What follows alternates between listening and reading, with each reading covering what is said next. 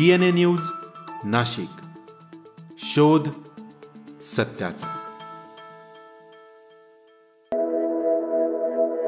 देशामध्ये सुमारे 10 कोटी घुसखोर असून यातील एकट्या महाराष्ट्रामध्ये घुसखोरांची संख्या ही 80 लाख ते 1 कोटीपर्यंत असल्याचा दावा ज्येष्ठ पत्रकार सुरेश चव्हाणके यांनी घुसखोर मुक्त महाराष्ट्र संकल्प सभेच्या निमित्तानं केलाय। मंगळवारी नाशिकच्या कालिदास कला मंदिर या ठिकाणी घुसखोर मुक्त महाराष्ट्र संकल्प सभा पार पडली। यावेळी जनता NCR अंतर्गत या घुसखोरांची ओळख पटवून त्यांना हकलून देण्याची गरज असल्याचं मत त्यांनी व्यक्त केलं। आम्हाला धर्मकारण आणि राष्ट्रकारण करायचं आहे आणि म्हणून बच्चावजी जरी भाजपचे अध्यक्ष असले तरी ते जागृत हिंदू नात्याने या ठिकाणी उपस्थित।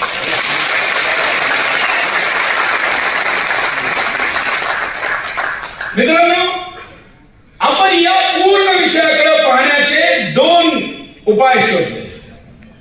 पहिला आपण काय मान्य केलं की या देशाची सगळ्यात मोठी समस्या काय बोलायचं। हा, आता उपाय काय? 2 उपाय।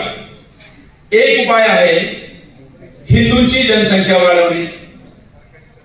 होतंय का? शंकराचार्यांनी अपील केली, सगळ्यांनी अपील केली, झालं का? आता जर असं दिसतं का की कुणीही अपील केली तरीही करण्याची संभावना नाही।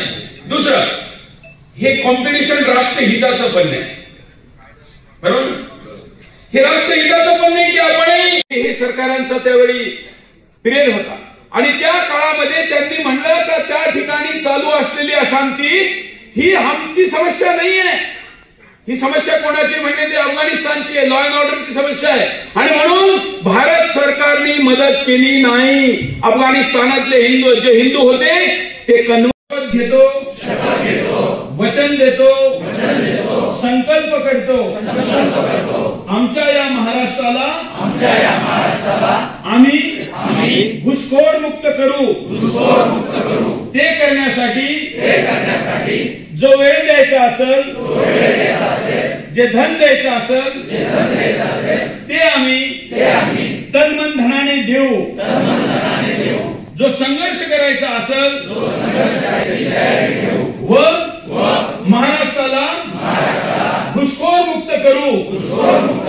आमचा हा संकल्प, आमची ही शपथ यशस्वी हो यासाठी आमची कुलदेवता, आमची ग्रामदेवता, आमचे गुरु, आमचे गौरवशाली पूर्वज आम्हाला यश देव, शक्ती देव, विजय देव, विजय देव, विजय देव, विजय देव। भारत माता की जय, भारत माता की जय। दरम्यान देशामध्ये अनेक देशांचे परकीय नागरिक बेकायदेशीररित्या राहत असून त्यांना देखील देशातून हद्दपार करण्यासाठी आणि घुसखोर मुक्त देश आणि महाराष्ट्र करण्यासाठी प्रयत्न करण्याचं आवाहन त्यांनी केलंय। तसेच जनसंख्या नियंत्रण कायद्यावर देखील काम करण्यात यावं असं मत त्यांनी व्यक्त केलं। या सभेला समविचारी संघटना आणि नागरिक आदी मोठ्या संख्येनं उपस्थित होते। Bureau report, DNA Nashik news, Nashik.